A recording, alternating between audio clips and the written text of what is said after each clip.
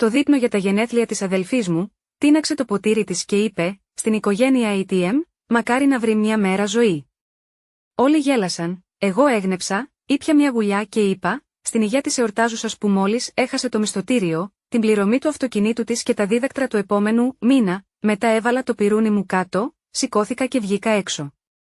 Δεν γέλασαν μετά από αυτό, αλλά τηλεφώνησαν, 42 φορές, ταπεινώνοντας με μπροστά σε όλη την οικογένεια, παρόλο που εγώ ήμουν αυτή που κρατούσε την αδελφή μου Αμάντα όρθια και κατ' επέκταση η Έλληνε και τα προβλήματα των γονιών μου. Δεν ήταν απλώς αργή σκληρότητα.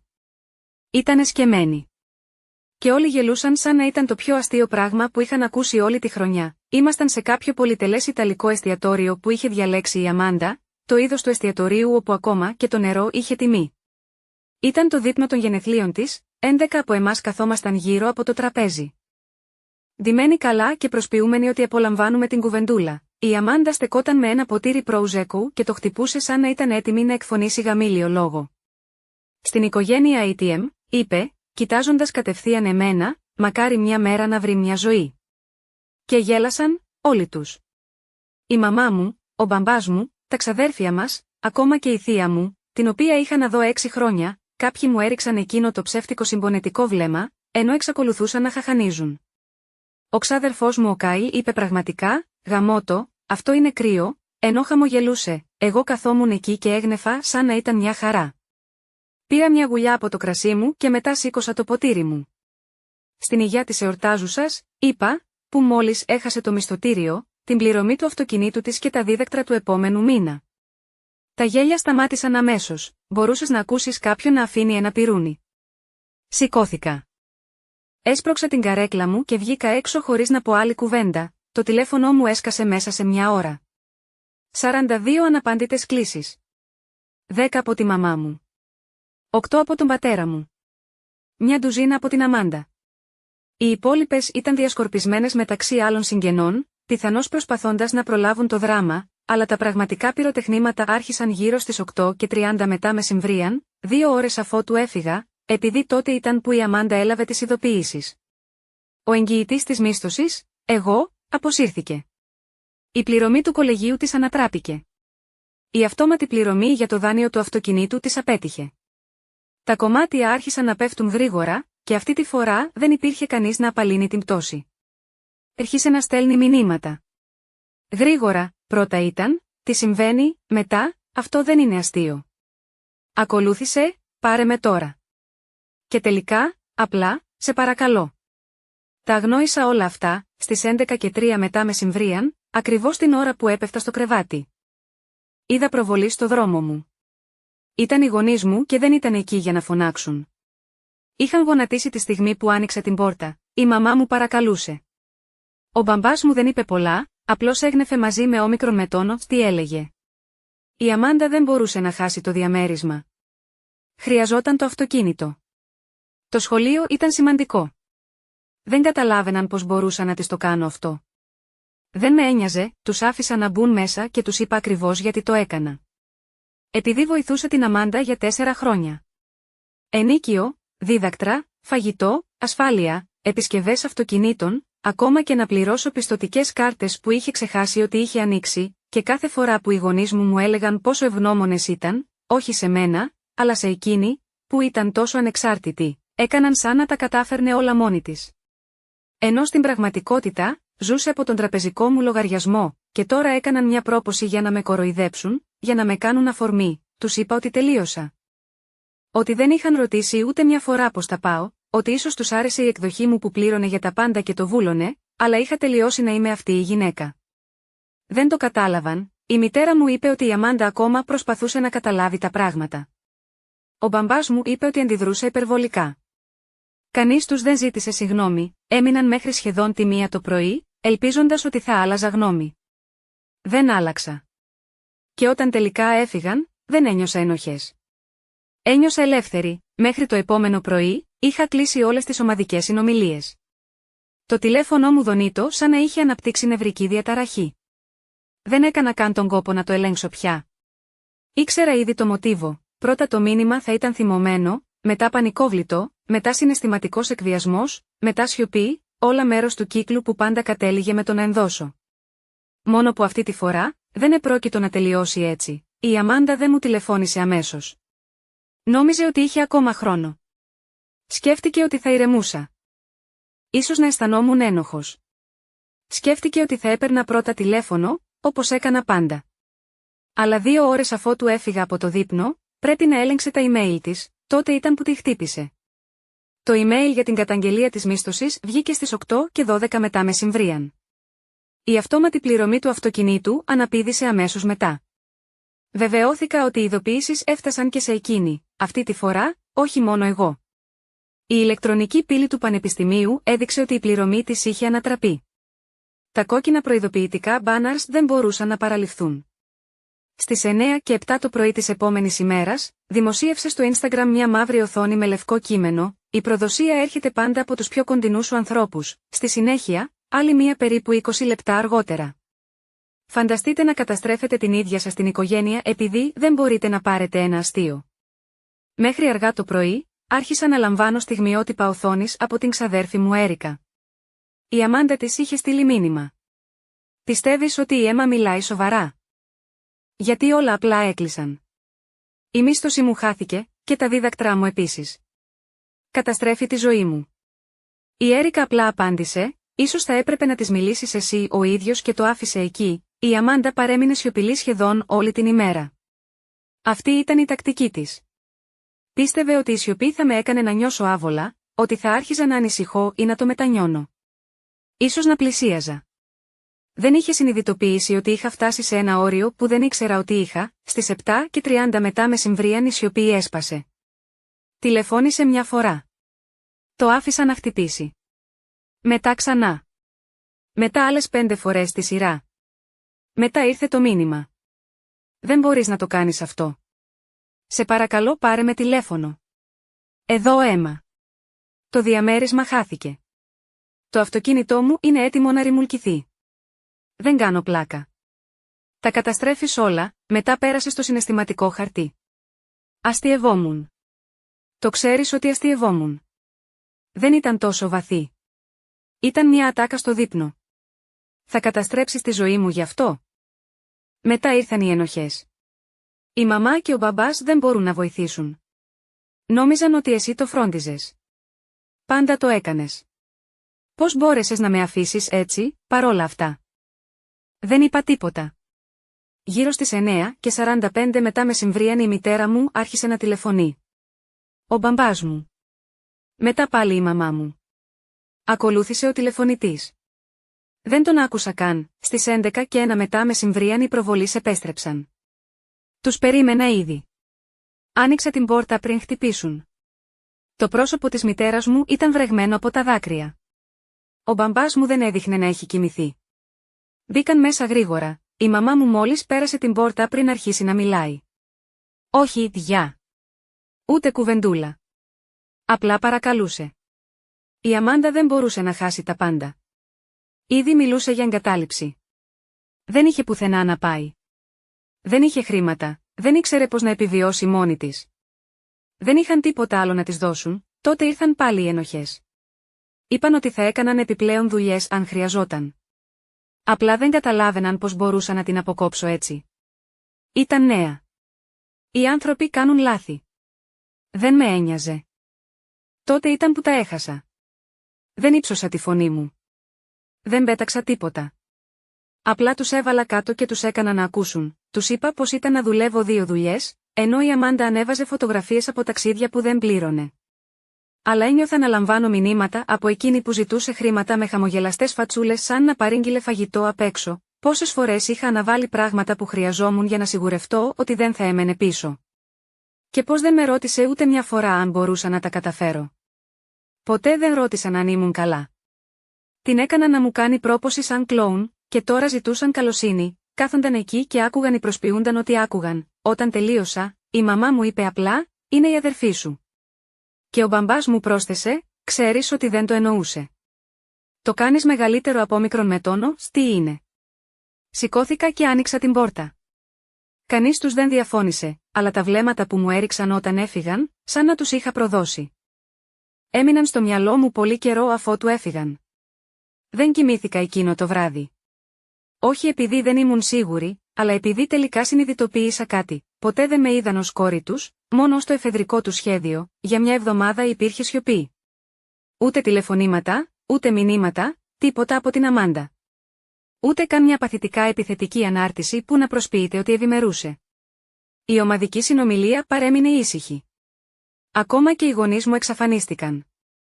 Ήταν σαν να είχα σταματήσει να υπάρχω. Τότε από το πουθενά, η μαμά μου άφησε ένα μήνυμα στον τηλεφωνητή την Παρασκευή. Δεν το άκουσα. Λίγα λεπτά αργότερα μου έστειλε ένα μήνυμα. «Για σου γλυκιά μου, έχουμε μια μικρή οικογενειακή συγκέντρωση απόψε. Μόνο οι στενοί μας φίλοι. Είναι για σένα. Σε παρακαλώ, έλα αν μπορείς. Μετά τη δουλειά, είναι σημαντικό, χωρίς ενοχές, χωρίς δράματα, χωρίς απελπισμένες οικεσίες, και έτσι κατάλαβα ότι κάτι δεν πήγαινε καλά. Μπήκα στον πειρασμό να το αγνοήσω. Αλλά η περιέργεια με κέρδισε, και για να είμαι ειλικρινής, ένα μικρό κομμάτι μου ήθελε να πιστέψει ότι ίσως τελικά το είχαν καταλάβει. Ίσως να καταλάβαιναν τώρα. Ίσως αυτός ήταν ο τρόπος τους να διορθώσουν τα πράγματα. Μπήκα στο δρόμο γύρω στις 6:30. Το φως της βεράντας τους ήταν ήδη αναμένο. Το σπίτι έμοιαζε ακριβώς το ίδιο, μόνο που υπήρχαν μπαλόνια δεμένα στο γραμματοκιβώτιο. Μέσα, άκουγα μουσική και γέλια. Ακουγόταν φυσιολογικό. Πολύ φυσιολογικό, όταν μπήκα μέσα, με συνάντησε μια παράξενη ευθυμία. Υπήρχε ένα πανό στον τοίχο του σαλονιού που έγραφε «Η καλύτερη κόρη του κόσμου». Υπήρχαν σνακ, ποτά, ακόμα και μια φτηνή τούρτα από το μανάβικο, η Αμάντα ήταν εκεί. Το ίδιο και οι γονείς μου, και περίπου η μισή από τους ανθρώπους του δείπνου γενεθλίων. Ξαδέρφια, θεία, θείος. Άνθρωποι που δεν μου είχαν πει ούτε μια λέξη από τότε που όλα ανατινάχτηκαν. Έκαναν σαν να μην είχε συμβεί τίποτα, σαν να μην είχα κόψει την Αμάντα. Σαν να μην με είχε ταπεινώσει. Λες και οι γονείς μου δεν είχαν προσπαθήσει να με κάνουν να υποταχθώ τα μεσάνυχτα στη βεράντα μου, η μαμά μου με αγκάλιασε. Ο μπαμπάς μου είπε ότι χάρηκε που με είδε. Η Αμάντα χαμογέλασε σαν να μην είχε ανατινάξει το τηλέφωνό μου πριν από 2 εβδομάδες, παρακαλώντας με να μην καταστρέψω τη ζωή της. Για ένα δευτερόλεπτο, ένιωσα σαν να μπήκα σε ένα εναλλακτικό σύμπαν. Μου έδωσαν ένα μικρό ασημένιο κουτί και είπαν ότι ήθελαν να δείξουν την εκτίμησή τους για όλα όσα είχα κάνει, για όλα τα χρόνια υποστήριξης, για το ότι ήμουν αυτός που κράτησε την οικογένεια ενωμένη. Μέσα ήταν ένα μπλουζάκι που έγραφε «Αξιόπιστος, πολυμήχανος, αληθινός». Καυλωτικό, σίγουρα, αλλά με έκανε να χαμογελάσω. Υπήρχε επίσης μια κορνιζαρισμένη οικογενειακή φωτογραφία πριν από 5 χρόνια. Πριν η Αμάντα αρχίσει να ξεφεύγει και εγώ μετατραπώ σε ένα κινούμενο ATM, ήταν το είδος της χειρονομίας που έμοιαζε προσωπική, προσεγμένη, σχεδόν σαν να το εννοούσαν. Οι άνθρωποι με ρωτούσαν για τη δουλειά. Με άκουγαν. Πραγματικά άκουγαν. Κανείς δεν με διέκοψε. Κανείς δεν έστρεψε τη συζήτηση προς την Αμάντα. Ήταν σαν τα φώτα της δημοσιότητας να είχαν μετατοπιστεί και για πρώτη φορά ήταν πάνω μου. Για μια ώρα ένιωσα αξιοπρεπώς, τότε έκανα μια απλή ερώτηση.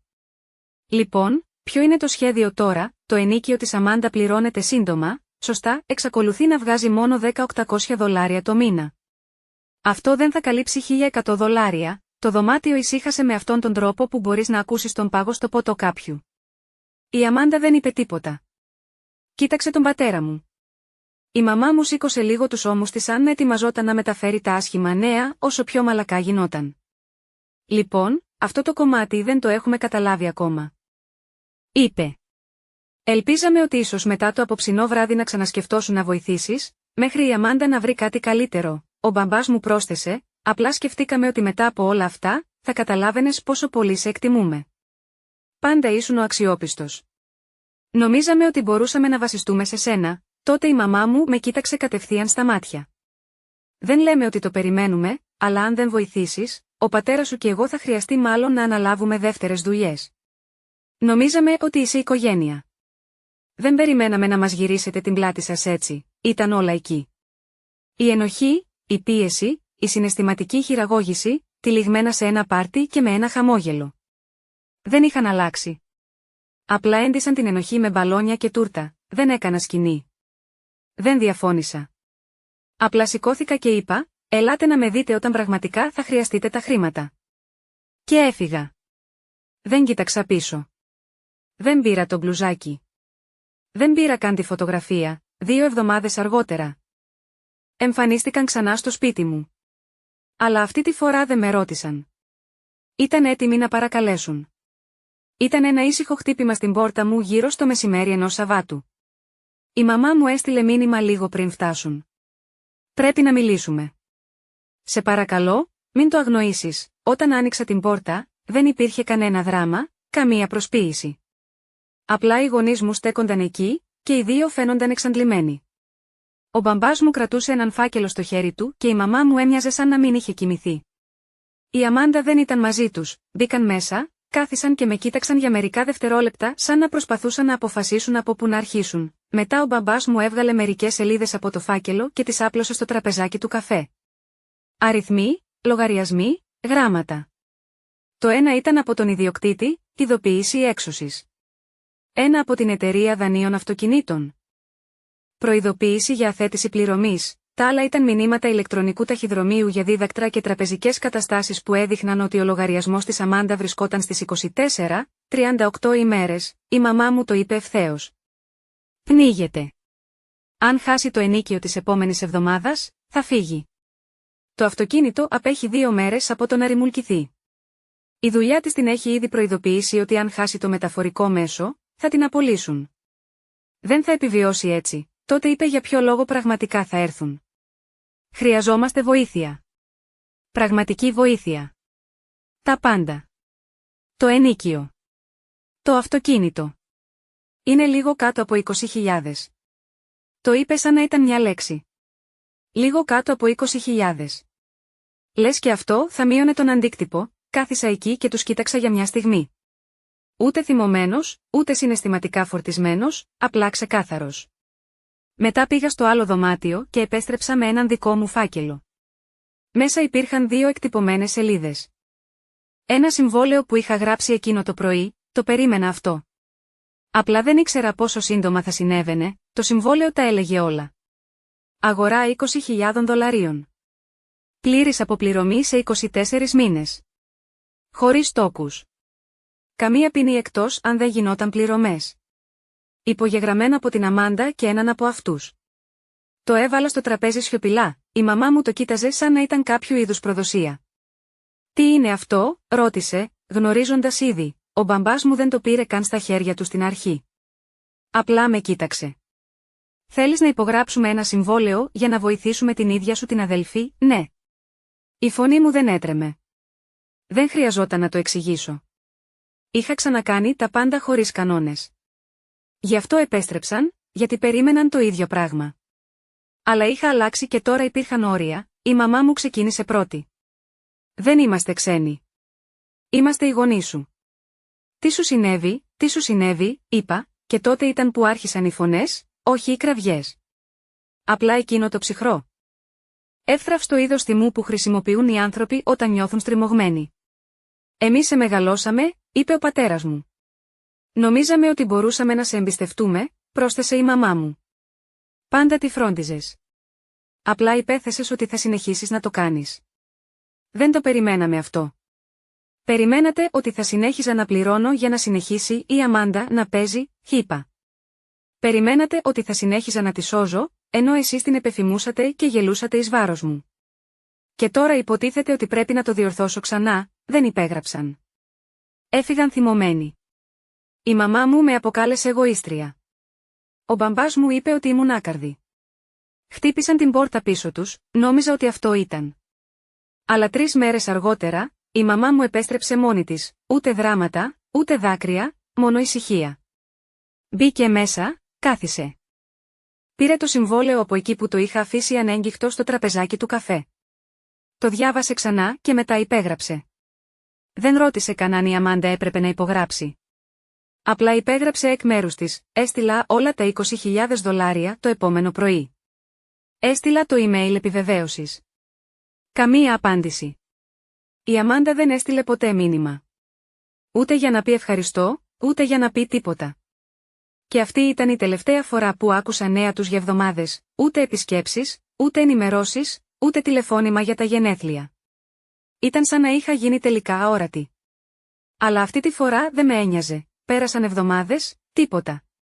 Αφού έστειλα τα $20.000, περίμενα μια απάντηση, έστω και ένα σύντομο email που να επιβεβαιώνει ότι πήραν τα χρήματα. Ή ένα μονολεκτικό μήνυμα από την Αμάντα. Αλλά δεν υπήρχε τίποτα. Μόνο αυτή η υπολογισμένη, ηχηρή σιωπή, όχι ευχαριστώ, όχι. Θα σας κρατάμε ενήμερους. Τίποτα. Τους έβλεπα να εξαφανίζονται σαν άνθρωποι που μόλις είχαν τελειώσει μια συναλλαγή και έφυγαν από το ταμείο, αλλά ήξερα ότι θα το χρησιμοποιούσαν. Έλεγξα τις πύλες πληρωμών. Τα δίδακτρά τους είχαν ενημερωθεί σε πληρωμένα. Ούτε από τον δανειστή αυτοκινήτων υπήρχαν άλλες ειδοποιήσεις. Ακόμα και ο ιδιοκτήτης έστειλε με ηλεκτρονικό ταχυδρομείο επιβεβαίωση ότι το μισθωτήριο είχε ανανεωθεί. Η ζωή της Αμάντα δεν κατέρευσε. Η δική μου απλά δεν είχε καμία σχέση με αυτήν. Το Instagram έλεγε μια διαφορετική ιστορία. Είχε επιστρέψει και πάλι στις αναρτήσεις της. Βραδιές έξω, καινούρια ρούχα, φαγητό από μέρη που δεν ανέφεραν καν τις τιμές στο διαδίκτυο, ανέβασε ακόμη και μια selfie με τη λεζάντα, οι αληθινοί δεν σπάνε, ξαναφτιάχνουν. Ακριβώς από κάτω, η φίλη της σχολίασε, ναι, αδελφούλα. Επέστρεψε. Εγώ ήμουν η αναπήδηση και προφανώς δεν άξιζα ούτε ένα μήνυμα, σκέφτηκα ότι ίσως οι γονείς μου θα επικοινωνούσαν. Αλλά ούτε αυτοί το έκαναν. Ούτε μια λέξη. Ούτε συγγνώμη, ούτε ενημέρωση, ούτε τίποτα. Δουλεύουμε για την αποπληρωμή των δόσεων. Απλά τίποτα. Εξαφανίστηκαν μόλις έφτασε το έμβασμα, σαν ρολόι. Για λίγο είπα στον εαυτό μου ότι δεν είχε σημασία που δεν το είχα κάνει για χάρη, ότι ήταν να τραβήξω μια γραμμή, να το κάνω με τους δικούς μου όρους. Αλλά δεν θα πω ψέματα, με επηρέασε, τους είχα δώσει μια σανίδα σωτηρίας, και το μόνο που πήρα σε αντάλλαγμα ήταν ένα είδος εξασκημένης αδιαφορίας. Δεν με έκοψαν, απλά με πάγωσαν, τότε εμφανίστηκε η Αμάντα. Χωρίς προειδοποίηση, χωρίς μήνυμα, μόνο ένα χτύπημα. Νίξα την πόρτα και ήταν εκεί. Με καινούριο σακάκι, με τέλεια φτιαγμένα νύχια και παπούτσια, που ήξερα ότι κόστιζαν περισσότερο από το ενίκιο των περισσότερων ανθρώπων, χαμογέλασε σαν να μην είχαμε μόλις ζήσει έναν εμφύλιο πόλεμο. Χρειάζομαι κάτι παραπάνω. Είπε σαν να μην ήταν τίποτα. Την κοίταξα. Δεν είπα λέξη. Μετά γέλασε. Ησυχία. Όχι. Σαν κάτι μέσα μου να είχε επιτέλους πάσει με τον πιο καθαρό τρόπο. Έκανα ένα βήμα πίσω και έκλεισα την πόρτα στα μούτρα της χωρίς να πω άλλη λέξη. 2 μέρες αργότερα άνοιξα την τραπεζική μου εφαρμογή και έστειλα $3.000 στο λογαριασμό της μητέρας μου. Χωρίς τυμπανοκρουσίες, χωρίς δεσμεύσεις. Μόνο μια τελική μεταφορά με τίτλο «Τελευταίο δώρο», χωρίς επιστροφή. Ακολούθησε ένα μόνο μήνυμα. «Μη μου ξαναζητήσεις ποτέ τίποτα». Μια ώρα αργότερα η μαμά μου απάντησε, «Ευχαριστώ». Αυτό ήταν ευγενικό. «Δεν θα σας ξαναενοχλήσουμε». Δεν υπήρχε ζεστασιά σε αυτό, ούτε καν ένα emoji. Ήταν σαν απόδειξη, σαν κάποιος να κλείνει έναν φάκελο. Και τότε ήταν που πραγματικά το κατάλαβα, δεν με έβλεπαν πια. Μόνο την ηχό κάποιου χρήσιμου, από τότε. Τίποτα. Κανένα τηλεφώνημα. Ούτε μηνύματα. Η Αμάντα δεν εμφανίστηκε ξανά. Η μαμά και ο μπαμπάς μου δεν προσπάθησαν να επανασυνδεθούν. Άρχισαν να κάνουν μικρές αποπληρωμές των $20.000, τόσο ώστε να μην σπάσουν το συμβόλαιο. Δεν ήταν ευγνωμοσύνη, ήταν έλεγχος της ζημιάς, και αυτά τα $3.000 το μετάνιωσα σχεδόν αμέσως. Όχι λόγω των χρημάτων, αλλά επειδή βαθιά μέσα μου, κάποιο κομμάτι μου ήθελε ακόμα να πιστεύει ότι μπορεί να με εκπλήξουν. Ότι ίσως αν έδινα λίγο περισσότερα, θα με έβλεπαν τελικά. Θα με σέβονταν, να νοιαστούν για αυτό που έδωσα για αυτούς. Δεν το έκαναν. Και νομίζω ότι αυτό ήταν το τελευταίο μάθημα, έχουν περάσει 6 μήνες από την τελευταία μεταφορά χρημάτων. Το τελευταίο δώρο. Αυτό που θα έπρεπε να κλείσει τελείως την πόρτα. Και κατά κάποιο τρόπο. Το έκανε. Οι γονείς μου εξακολουθούν να πληρώνουν τις μηνιαίες δόσεις του δανείου των $20.000. Σαν ρολόι, ούτε $1 παραπάνω από το απαιτούμενο. Πάντα στην ώρα τους. Πάντα στην ώρα τους. Οι συναλλαγές έρχονται από έναν κοινό τραπεζικό λογαριασμό. Δεν υπάρχουν μηνύματα. Χωρίς σημειώσεις. Μόνο σιωπή. Μια αποστηρωμένη ανταλλαγή μεταξύ 2 μερών που κάποτε ήταν οικογένεια. Το όνομα της Αμάντα δεν έχει εμφανιστεί στο τηλέφωνό μου από τότε που εμφανίστηκε στην πόρτα μου και ζήτησε περισσότερα. Δεν περίμενα να έχω νέα της αφού έκλεισα την πόρτα. Και δεν την έχω ακούσει. Ούτε ένα μήνυμα, ούτε ένα email. Ούτε καν μια ψυχρή, αόριστη συγγνώμη, δεν με μπλόκαρε, όμως. Αυτό θα απαιτούσε αντιπαράθεση. Αυτό ήταν πιο καθαρό. Απλά έγινα αόρατος, εξακολουθεί να δημοσιεύει συνεχώς. Ρούχα. Φιλτραρισμένες selfies. Παθητικά επιθετικές λεζάντες για ανεξαρτησία και ανθεκτικότητα. Δεν συμμετέχω. Δεν κοιτάζω καν πια. Εκτός αν κάτι εμφανιστεί στο feed ενός κοινού φίλου, η επιμελημένη ζωή εξακολουθεί να τρέχει δυνατά. Όλα επιφανειακά.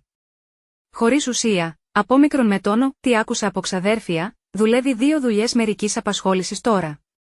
Μοιράζεται το ενίκιο με έναν συγκάτοικο. Τα βγάζει πέρα. Αλλά είναι δικό της. Μπορώ να της το αναγνωρίσω αυτό. Ακόμα και αν χρειάστηκε να πιάσει πάτο, σταμάτησα να την ανακουφίζω. Οι γονείς μου έχουν σιωπήσει από τότε που υπογράφηκε το συμβόλαιο και παραδόθηκαν τα χρήματα, ούτε ένα τηλεφώνημα. Ούτε ένα μήνυμα στα γενέθλιά μου. Ούτε καν ένα μήνυμα ενοχής στα Χριστούγεννα. Τίποτα, είναι σαν κάποιος να έκοψε το πρόσωπό μου από το οικογενειακό άλμπουμ και να το έβαλε σε ένα σιρτάρι. Με ξεπληρώνουν επειδή το συμβόλαιο λέει ότι πρέπει να το κάνουν, όχι επειδή νομίζουν ότι μου χρωστάνε κάτι. Η Έρικα και εγώ μιλάμε ακόμα που και που. Όχι συχνά. Είναι μία από τις λίγες που δεν διάλεξε πλευρά και έχει τη δική της ζωή. Αλλά κάθε τόσο. Συμπληρώνει τα κενά χωρίς να το θέλει. Την τελευταία φορά που τα είπαμε, ανέφερε παρεμπιπτόντως ότι είχε πάει σε ένα μικρό οικογενειακό μπάρμπεκιου. Το όνομά μου αναφέρθηκε για λίγο. Είπε ότι η μητέρα μου κούνησε το κεφάλι της και είπε, δεν μιλάμε πια για αυτήν. Σαν να πέθανα. Σαν να ήταν επιλογή μου, νομίζω ότι χρειάζονταν αυτή την εκδοχή. Αυτή που γύρισα την πλάτη μου, που άλλαξα, που το έκανα για τα λεφτά. Έτσι, δεν χρειάστηκε ποτέ να παραδεχτούν ότι αυτό που έκαναν έσπασε κάτι μόνιμο, ότι με υποβάθμισαν σε έναν πόρο και έμειναν έκπληκτοι όταν σταμάτησα να παίζω το ρόλο. Αυτό είναι το σημείο στο οποίο επιστρέφω συνέχεια. Δεν έφυγα για τα λεφτά, αποχώρησα επειδή ακόμα και μετά από όλη τη βοήθεια, όλες τις σιωπηλές θυσίες, όλες τις στιγμές που έβγαλα την Αμάντα από τη δύσκολη θέση χωρίς κανείς να με ρωτήσει αν είχα την οικονομική δυνατότητα. Βρήκαν έναν τρόπο να με ταπεινώσουν, εκείνη η πρόποση στα γενέθλιά της δεν ήταν απλά ένα αστείο. Ήταν μια δημόσια υπενθύμηση ότι με έβλεπαν σαν κάτι λιγότερο από άνθρωπο. Τα $3,000, ναι, το μετάνιωσα. Αυτό έκανα εγώ, για τελευταία φορά προσπαθώντας να παίξω το ρόλο μου, προσπαθούσα να πιστέψω ότι λίγη καλοσύνη θα μπορούσε να βγάλει κάτι ανθρώπινο μέσα τους. Ένα ευχαριστώ, μια στιγμή ειλικρίνειας. Αλλά δεν έγινε. Έπεσε όπως κάθε άλλη επιταγή που έγραψα ποτέ, απαρατήρητη, αναμενόμενη και αμέσως ξεχασμένη. Από τότε, σταμάτησα να ελέγχω το τηλέφωνό μου από συνήθεια. Δεν έχει απομείνει κανένα κομμάτι μου που να περιμένει να με πλησιάσουν. Και ακόμα και αν το έκαναν, δεν θα απαντούσα. Όχι για να αναμασίσω το παρελθόν. Όχι για να διορθώσω τα πράγματα. Δεν έχει μείνει τίποτα να μπαλώσω, έχουν ακόμα ο ένας τον άλλον. Η Αμάντα έχει ακόμα την αφοσίωσή τους. Θα συνεχίσουν να πληρώνουν το δάνειο σαν να είναι κλίση για παρκάρισμα. Και όταν τελειώσει. Δεν περιμένω να ξανακούσω νέα τους, είμαι εντάξει με αυτό. Δεν θέλω εκδίκηση. Δεν θέλω μια συμφιλίωση βασισμένη στην ενοχή. Θέλω μόνο ειρήνη. Και για πρώτη φορά στη ζωή μου, την έχω. Όχι άλλα τηλεφωνήματα στις 2 π.Μ. ζητώντας βοήθεια, όχι άλλα αστεία εις βάρος μου που προσποιούνται ότι είναι ακίνδυνα, τέρμα η προσπάθεια να κερδίσω την έγκριση που ποτέ δεν θα ερχόταν. Μόνο ησυχία, τα δικά μου λεφτά. Η δική μου ζωή. Ο δικός μου χώρος, δεν είχα ρόλους να εκτελέσω. Καμία εκδοχή του εαυτού μου να παραμορφώσω για την άνεση κάποιου άλλου, και αν έτσι μοιάζει το τέλος μιας οικογένειας, τουλάχιστον είναι ειλικρινές, τουλάχιστον τώρα ξέρω επιτέλους ποια είμαι όταν δεν σώζω κανέναν άλλον.